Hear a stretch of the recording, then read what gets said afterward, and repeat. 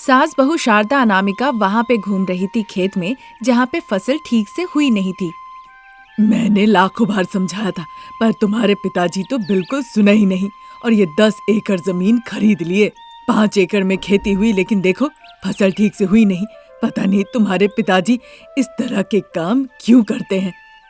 पिताजी हमारे भलाई के बारे में ही सोच के किए होंगे। तुम तो यही कहोगी, जो उन्होंने किया वो भले के लिए किया। तुम्हें लगता है कि वो हमारे भले के लिए ही किया है, पर तुम्हें नहीं लगता कि ये सब बहुत बड़ी बेवकूफी है? ऐसा नहीं है माँ जी। तुम मुंह बंद करो। इतना कहते ही अनामिका जल्दी से शारदा का मुंह बंद कर देती है। ये देखकर शारदा अनामिका के सर पे एक चटाक लगाती है। तब जाके जल्दी से अनामिका हाथ हटाती है। मैंने क्या मेरा मुंह बंद करने को कहा? तुम्हारा मुंह बंद करो। इस तरह कहने पे जल्दी से अनामिका अपना मुंह बंद करती है।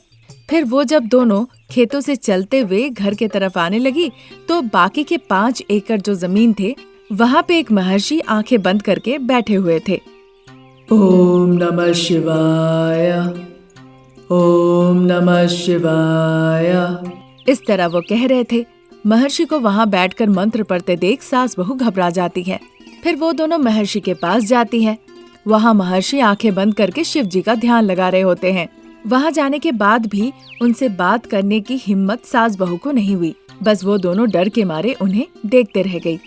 तभी अचानक से महर्षि धीरे धीरे अपनी आंखें खोलते हैं।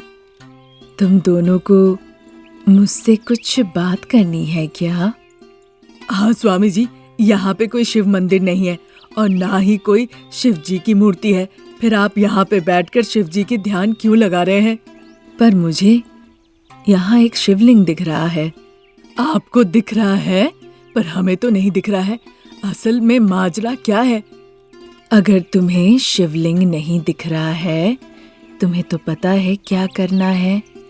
फिर मेरे मुंह से तुम क्यों जानना चाहती हो? जानते हैं स्वामी जी, जानते हैं।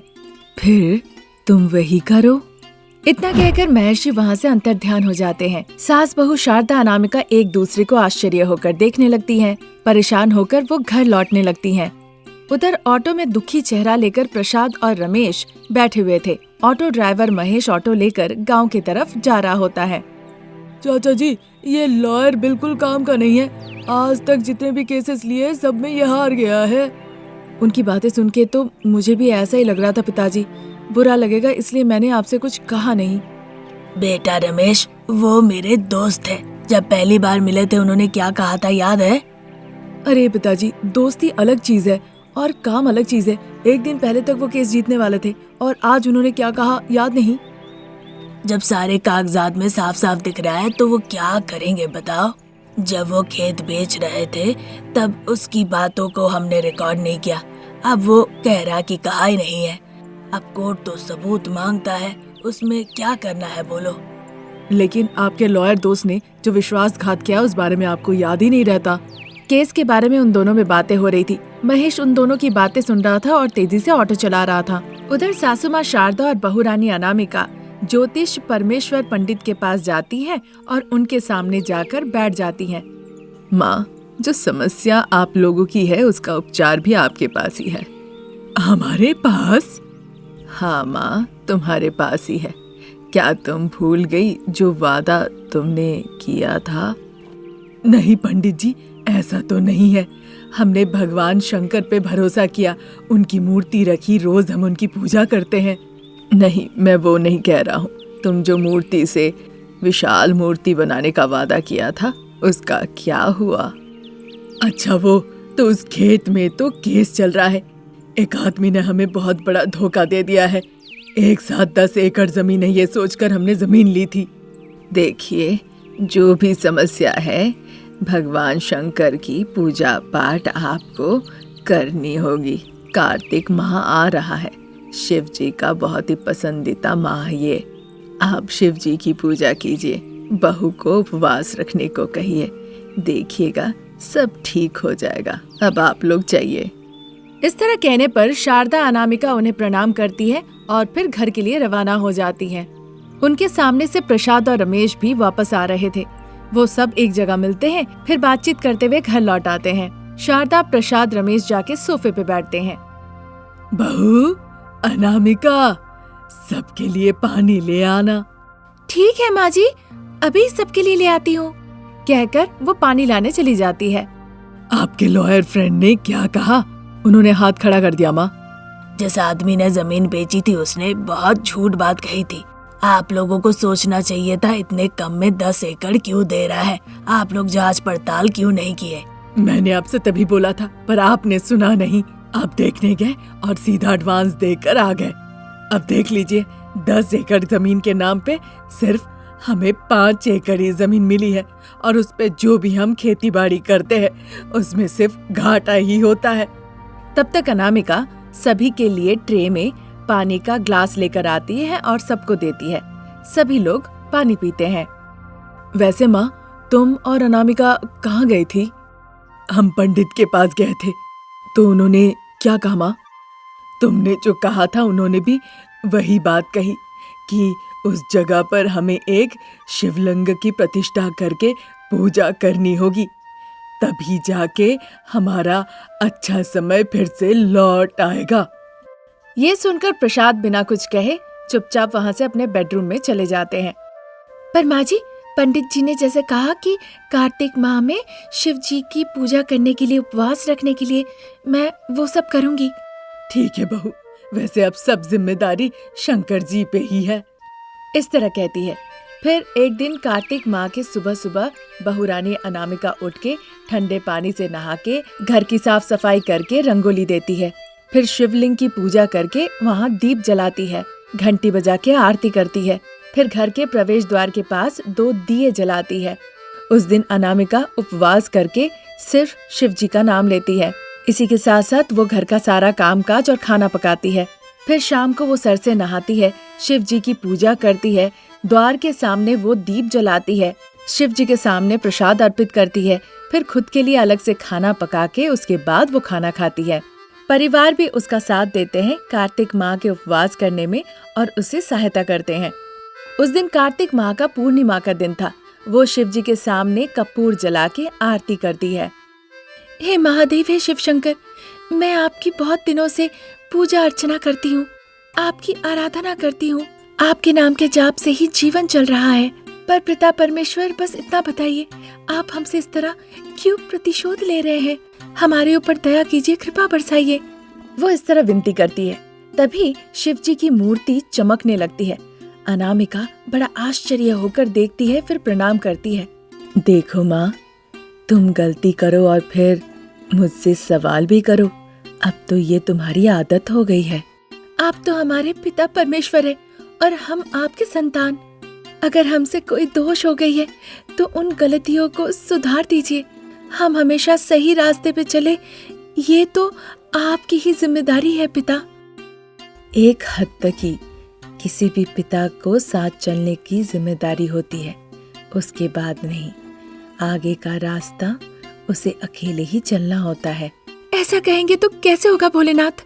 हमने वादा किया था कि हमने एक बड़ा प्रतिमा की प्रतिष्ठा करेंगे और हम ध्यान रखेंगे कि उस मूर्ति की प्रत्येक दिन पूजा भी हो। हम सब करने को तैयार है। इधर का खेत ठीक नहीं है, उधर कोर्ट से जीते नहीं है। बताइए, हम इस तरह कैसे आपकी प्रतिष्ठा करें? तो अभी तुम मुझसे क्या चाहती हो अनामिका? आपको तो सब पता है परमेश्वर, आप हमें बस रास्ता दिखाइए। तुम्हारी कार्तिक माह की पूजा बहुत ही अच्छे से संपूर्ण हुई है, तुम्हें वर जरूर मिलेगा। इतना कहकर वो रोशनी अदृश्य हो जाती है। अनामिका शिव जी के सामने हाथ जोड़ के प्रणाम करती है। फिर वो हॉल में आती है जहाँ प्रसाद, रमेश, शारदा बैठी हुई थी। प्रसाद का फोन बज उठता है। दूसरे तरफ थे लॉयर फ्रेंड। बताओ लॉयर दोस्त। हम केस जीत गए हैं। जब पता चला कि सारी गलती भूपति की थी तो केस में हमें जीत मिली। ये सुनकर प्रसाद बहुत खुश होते हैं और फिर फोन रख देते हैं। शारदा, रमेश, अरे बहू, हम केस जीत गए। ये सब हुआ है बहू के उपवास रखने के कारण। जय शिव शंकर। सब उन्हीं की कृपा है। अब हमें सोचना पड़ेगा कि उनकी प्रतिमा को हम कैसे प्रतिष्ठा कर सकते हैं। हाँ जरूर बहू। इतना कहकर वो पंडित जी के पास जाकर पूरी परिस्थिति के बारे में बताते हैं। फिर उन्हें साथ लेकर खेत में जाते हैं। वहाँ पे बैठकर एक महर्षि बड़े मन से ध्यान लगा रहे थे। देख के ही पंडित जी समझ जाते हैं कि ये महर्षि के भेष में और कोई नहीं, साक्षात भोलेनाथ हैं। प्रसाद जी, जहाँ पे महर्षि बैठकर प्रार्थना कर रहे हैं वहीं पे मूर्ति की स्थापना करनी होगी। इतना कहते ही महर्षि अपनी आंखें खोलकर देखते हैं। सभी लोग महर्षि को प्रणाम करते हैं। जब महर्षि वहाँ पे शिवनाम की जाप कर रहे थे, वो एक बड़े से ट्रक में शिवलिंग ले आते हैं और वहाँ पे स्थापना करते हैं। पंडित जी शिवनाम के साथ मंत्र उच्चारण करते हैं और प्रसाद उसके परिवार शिवलिंग की पूजा करते हैं। तभी एक रोशनी आकाश से आकर सीधा शिवलिंग पर पड़ती है। उस दिन से नित्य पूजा होना वहाँ पे शुरू हो जाता है। क्योंकि वो एक अलौकिक प्रतिमा थी, इसीलिए भक्त आके भी वहाँ पे पूजा अर्चना करते हैं। आप ही जन्म है, आप ही मृत्यु है, इस जीवन चक्र का कारण भी आप ही है। जय भोलेनाथ की जय। इस तरह वो भोलेनाथ का नाम जाप करती है और काम काज करके जीवन गुजारती है। ये थी आज की कहानी। नई कहानी लेकर हम जल्द हाजिर होंगे। नमस्कार। शहर के फेमस जैत्रा साड़ी सेंटर में प्रसाद और रमेश चारों तरफ देख रहे होते हैं उन महिलाओं को जो साड़ी खरीदने आती है। वहाँ पे सेल्समैन सारी महिलाओं को साड़ी दिखाने में व्यस्त थे। फुल एसी चल रहा था, पूरा माहौल ठंडा था। वाह, यहाँ पे तो बहुत ठंड है पिताजी। हाँ बेटा, यहाँ का माहौल तो बहुत ठंडा है। यहाँ की जिंदगी भी बहुत बेहतरीन है। बाप बेटा इस तरह बातचीत कर ही रहे थे, तभी वहाँ पे एक सेल्समैन आता है। बताइए सर, आपको किस तरह की साड़ियाँ चाहिए? साड़ी मतलब? वही कह रहा हूँ, किस तरह की साड़ियाँ चाहिए आपको? अगर आप बताएंगे तो हम वैसी ही साड़ियाँ दिखाएंगे। पसंद आए तो उन्हें साथ में ले जा सकते हैं। क्या कह रहे हो बेटा? पसंद आए तो साथ ले जा सकते हैं, उसके लिए पैसे नहीं लगेंगे। पैसे तो देने पड़ेंगे सर। फिर हमें साड़ियाँ नहीं चाहिए। तो फिर आप लोग यहाँ पे क्यों आए हैं? हम उच्च अधिकारी से मिलने आए हैं ताकि हमें जो जरूरत है वो मिल सके। रमेश के इस तरह से कहने पे सेल्समैन मनी मन सोचने लगता है। उच्च अधिकारी मतलब कि हमारे यहाँ पे मैनेजर। मैं इन्हें सर के पास भेज देता हूँ। इस तरह सोचकर आगे से सीधा जाइए, वहाँ पे वो बैठते हैं। इस तरह कहने पे प्रसाद और रमेश मैनेजर जहाँ बैठते हैं उनके पास जाते हैं। कहिए, क्या चाहिए आप लोगों को? हमें यहाँ पे काम चाहिए। कोई काम है तो आप लोग हमें दे दीजिए, हम बाप बेटा आज्ञाकारी की तरह करेंगे। हाँ सर, मुझे और पिताजी को काम चाहिए। अगर आप कहेंगे कि काम देंगे तभी हम यहाँ से जाएंगे, नहीं तो हम नहीं जाएंगे। इन दोनों की बातें सुन के मैनेजर को बड़ा गुस्सा आता है। वो सेल्समैन को बुलाते हैं। पूरी बात वो उसे खुल के बताते हैं। सेल्समैन उन दोनों को धकेल के बाहर निकाल देता है। वो दोनों दुखी होकर पैदल पैदल जाने लगते हैं। पिताजी, इधर आपको और मुझे कोई भी काम नहीं मिला। पता नहीं उधर सास बहू को कोई काम मिला है कि नहीं। मिल जाए तो अच्छा है बेटा। इस तरह कहते कहते वो चलते जा रहे थे। उधर सास बहू पूरा गांव काम ढूंढने के बाद थक हार के फुटपाथ के पास एक पेड़ के नीचे आके दोनों खड़ी होती है। पेड़ के छांव में आकर उन दोनों को थोड़ी राहत मिलती है। फिर अनामिका दुखी होकर कहती है, माँ जी, अब मैं एक पाँव नहीं चल सकती, मुझे उठा के लेके चलिए। तुम लकड़ी जैसी पतली हो, फिर भी तुम चल नहीं पा रही हो, और मैं तो मोटी हूँ। सोचो मेरी क्या हालत हो रही है। कौन किसे उठाएगा? आप हमेशा सच को स्वीकार लेती है माँ जी, इसमें आपको कोई नहीं हरा सकता। दोनों के बीच चर्चा चली रही थी। तभी थोड़ी दूर पे कमला और विमला नाम की दो महिलाएं बातचीत कर रही होती है। उन दोनों को बात करते हुए सासू माँ सुनती है। बहुत दिन पहले हमारे साथ जो अपर्णा शहर में रहने आई थी ना, उसे जो अच्छा पकाना आता था उसी से एक होटल खोली थी। लोगों को उसके पकवान बहुत अच्छे लगे। आज वो अपना एक नया होटल शुरू करने जा रही है। हाँ, चाहे कुछ भी हो, अपर्णा ने फैसला लिया और देखो हिम्मत से काम भी कर ली। आज शहर में बड़े लोगों के साथ साथ अपर्णा का भी नाम लिया जाएगा। ये तो हमारे लिए भी अच्छा है। उन दोनों की बातें शारदा और अनामिका सुन लेती है। फिर इसी बारे में चर्चा करते हुए बहुत ही कष्टों के साथ वो दोनों घर लौट आती है। हरीश और भव्या खेल रहे होते हैं। रमेश और प्रसाद बगीचे में बैठे हुए होते हैं। क्या जी, आपको कुछ काम मिला? नहीं शारदा, हम कहाँ नहीं ढूंढे काम, पर कहीं नहीं मिला। और तुम लोगों को? नहीं जी, हमें भी नहीं मिला। लेकिन पिताजी, अगर आप दोनों की मंजूरी हो तो हम एक छोटा सा दुकान खोल सकते हैं। कैसा दुकान अनामिका? असल में जी, मैं पालक पनीर बहुत अच्छा बना लेती हूँ ना। हाँ बहू, नाम लेते ही मेरे मुंह में पानी आ रहा है। फिर दूसरी बार कब बनाओगी? प्रसाद को इस तरह खुश होते देख शारदा कहने लगती है, पर अभी तो आपका और आपकी बहू का चेहरा पालक पनीर से कम नहीं लग रहा है। वो कह रही है कि कुछ करना चाहती है और आप अलग ही बात कर रहे हैं। इतना कहकर शारदा वहाँ से चली जाती है। 2-3 दिन निकल जाते हैं। एक दिन अनामिका खाना पकाने के दौरान पालक पनीर का व्यापार के बारे में सोचती है। तभी उसके ससुर जी वहाँ आते हैं। अरे बहू, कब से आवाज दे रहा हूँ, कुछ जवाब ही नहीं दे रही हो, क्या सोच रही हो? पिताजी, पालक पनीर के व्यापार के बारे में 2-3 दिन घूमने के बाद मैंने देखा कि कहीं भी पालक पनीर नहीं बिक रहा है। मैं अगर पालक पनीर का व्यापार करूं तो मुझे पूरा भरोसा है व्यापार बहुत अच्छे से चलेगा। ठीक है बहू, जब इतना भरोसा दे के कह रही हो, अपनी सास को मत बताना। मैंने पोती के लिए कुछ पैसे बचाए थे, वो दे दूंगा। तुम उससे अपना व्यापार शुरू कर सकती हो। इतना कह के प्रसाद वो पैसों का बक्सा लाके अनामिका को दे देते हैं। ये देखकर अनामिका बहुत खुश होती है। पिताजी, आपका ये कर्ज मैं कभी नहीं चुका पाऊंगी, कहकर घर से वो बाहर चली जाती है। फिर पालक पनीर बनाने के सारे सामान ले आती है।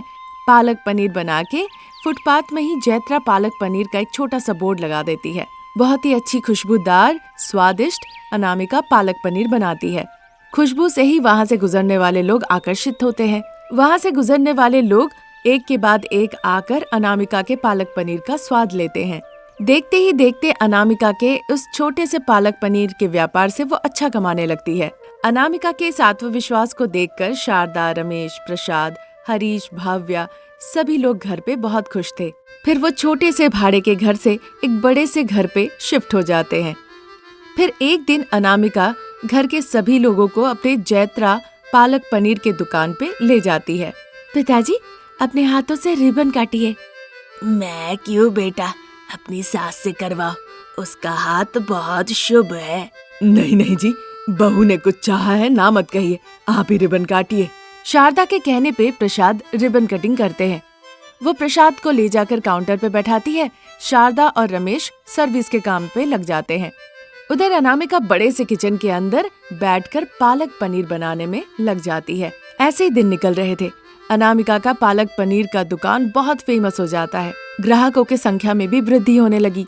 पिताजी, दिन ब दिन यहाँ पे ग्राहकों की संख्या बढ़ती जा रही है। हमें प्लेट का भाव थोड़ा बढ़ाना होगा और जो लोग पार्सल लेके जाते हैं उसमें भी थोड़ा भाव बढ़ाना होगा पिताजी। इसमें क्यों लालच कर रही हो, ये तो काफी है बहू। नहीं पिताजी, अभी भी हम ठीक से सेटल नहीं हुए हैं। इस तरह कहकर अनामिका नए भाव के साथ एक नया लिस्ट बनाती है। उसके बावजूद भी किसी का आना बंद नहीं हुआ। भीड़ बढ़ती ही रही और पैसे भी अलमारी में भरते रहे। अब पैसे बढ़ने के साथ साथ अनामिका के मन में अहंकार बढ़ने लगता है। एक दिन पूर्णा जब पालक पनीर खाने आई थी, उसके मुंह पे पालक पनीर का प्लेट फेंक देती है। प्लेट का पालक पनीर पूर्णा के चेहरे पे जाके गिरता है। ये क्या किया आपने? ये पालक पनीर है। जब जानती ही नहीं है तो यहाँ पे क्यों आई है? मैं वो नहीं पूछ रही हूँ। इतना अहंकार के साथ जो सर्विस दे रही है वो क्या है जो आके मेरे मुंह पे गिरा? क्यों देख नहीं रही है? मेरा पालक पनीर, मेरा होटल, मेरा अहंकार। तो क्या हुआ? यहाँ पे खाना है तो खाइए, नहीं तो जो ऑर्डर की है उसका पैसा देकर आप जा सकती हैं।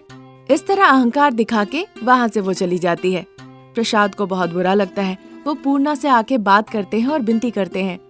सॉरी बेटा, मैं अपनी बहू के बदले में माफी मांगता हूँ। इस तरह कहने पे पूर्णा वहाँ से चली जाती है। फिर एक और दिन। छी, पालक पनीर बदबू मार रहा है, तुमने देखा नहीं? नहीं देखा। कल रात में जो बना था उसे फ्रिज में रख दिया और उसे ही गर्म करके मैं बेच रही हूँ। मेरे होटल में ऐसा ही होता है, खाना है तो खाइए, नहीं तो जाइए। गुस्से से कहकर अनामिका वहाँ से चली जाती है। शारदा, प्रसाद, रमेश यही चर्चा करते हैं कि अनामिका पैसों की घमंड की वजह से सबसे इस तरह से बात करने लगी है। दोनों बच्चे भी अब अनामिका के पास सोने के लिए नहीं जाते। वो शारदा और प्रसाद के पास ही सोते हैं। इसी तरह दिन निकल रहे थे। जो लोग वहाँ पालक पनीर खाने आया करते थे उनकी संख्या अब धीरे धीरे कम होने लगती है। सिर्फ इतना ही नहीं, अलमारी में रखे पैसे अब धीरे धीरे कम होने लगते हैं। अनामिका को बहुत दुख होता है। वो रोने लगती है। उसे रोते देख शारदा, प्रसाद, रमेश उसके पास आते हैं। अब रो के क्या फायदा बहू, अब फिर से हम जहाँ थे वहीं पहुँच गए। हाँ बहू, पर पहले हम भाड़े के घर में रहते थे, अब हम अपने घर पे रह रहे हैं, लेकिन परिस्थिति तो फिर से पहले ही जैसे हो गई। पर अनामिका, मैं तुमसे एक बात कहना चाहता हूँ, ये अहंकार घमंड बहुत बुरी चीज है। किसी भी अमीर इंसान को ये कभी भी गरीब बना सकता है, इसीलिए ऐसी चीज को कभी आने नहीं देना है। ये तुम्हारे साथ खेल जरूर खेलेगा, पर इसकी आदी नहीं होना है हमें। सब लोग मुझे माफ कर दीजिए, मुझे सही सबक मिला है। कल से आप देखिए मैं कैसे बदल जाती हूँ। फिर जैसा उसने कहा था, पालक पनीर के व्यापार में वो लोगों से बड़े ही प्यार और स्नेह से बातचीत करने लगती है और साथ ही साथ अपने अंदर के अहंकार को वो बाहर निकाल के फेंक देती है और फिर धीरे धीरे उसका पालक पनीर का व्यापार फिर से विजयी हो जाता है। ये थी आज की कहानी। नई कहानी लेके जल्द हाजिर होंगे। नमस्कार।